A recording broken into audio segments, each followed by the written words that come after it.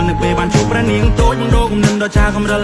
មានអារម្មណ៍ថាយើងទៅស្គាល់គ្នាពីម្សិលថ្ងៃនេះបងនឹកដៃជីវ៉ាដើរទៅចូលតាស៊ីវិល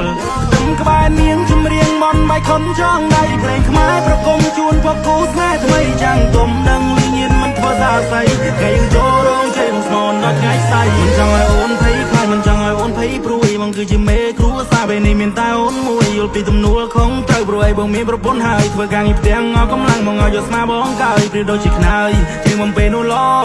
ងនៅពេលរាត្រីបងលើកអូនបីត្រក